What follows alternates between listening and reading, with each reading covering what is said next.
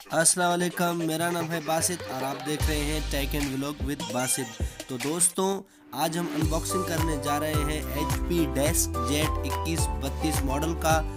Box खोलने के बाद जो है वो हमें ऊपर दो कार्टेजेस, डाटा केबल और पावर प्लग जो हमें मिल जाता है CD और मैनुअल के साथ। ये हैं दोनों इसके जो है कलर और ब्लैक कार्टेजेस, इनको रखते हैं एक साइड। उसके बाद है ये पावर प्लग और ये एक डाटा केबल जो है प्रिंटर को लैपटॉप कनेक्ट करने के लिए, ये एक CD इंस्टॉलेशन के लिए और ये एक छोटा सा जो है वो पेपर है।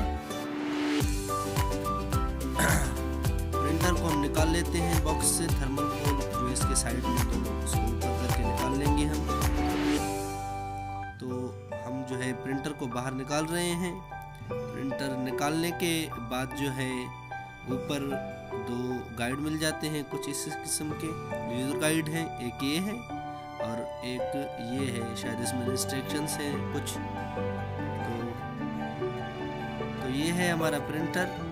थर्मल कोल हम जो है हटा देते हैं और प्रिंटर जो है पूरा एक जो है प्लास्टिक के साथ वाक किया हुआ है। हम खोल लेते हैं पावर प्लग को और उसको प्लग इन कर लेते हैं।